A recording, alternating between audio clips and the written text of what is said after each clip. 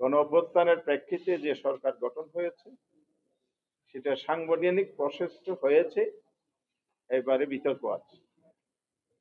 তাহলে একটা দুর্বলতা এখানে আছে। অর্ডার শিটটা আপনারা নিশ্চয় পেয়েছেন। অর্ডার তো না, এটা অ্যাডভাইজার। অ্যাডভাইস যেটা করেছে আমাদের অ্যাটর্নি জেনারেলের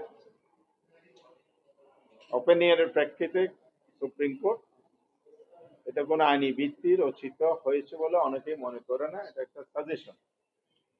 একটা সাজেশনকে লিগেল বেস ধরা, সেই ভিত্তিতে একটা সরকার গঠন করা, এটা অনেকে ভুল বলছে। লিগেল এক্সপার্ট ওপিনিয়নে এটা ভুল বলে মতামত এসেছে।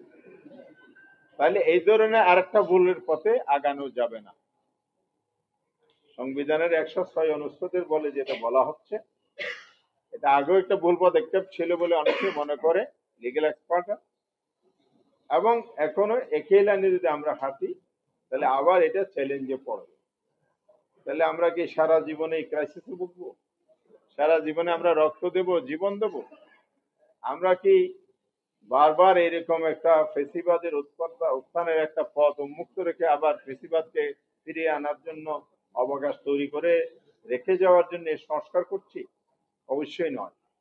সেই জন্য সংবিধান অর্ডার 2025 নামে যদি অর্ডারটা জারি হয়, এটা কোথাও চ্যালেঞ্জ করার সুযোগ নাই, এবং এটাই আইনগতভাবে শক্তিশালী একটা অবস্থান। অতীতে এগুলোর অনেক উদাহরণ আপনাদের সামনে আমরা দিয়েছি।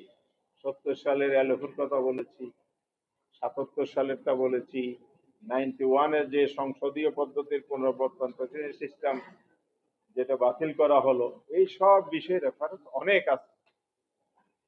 এটার চাইতে আরো শক্তিশালী অর্ডার এটা হবে, কারণ আর্টিকেল 7-এ যে জনগণের পরম অভিপ্রায়ের কথা বলা আছে, তার ভিত্তিতে যদি এই কনস্টিটিউশন অর্ডারটা যদি হয়, এটা সবচেয়ে শক্তিশালী হবে।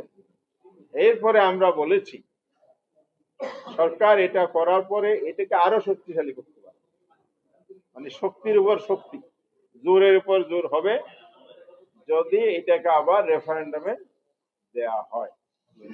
বাংলাদেশে 3বার রেফারেন্ডাম হয়েছে, এগুলো আপনারা জানেন।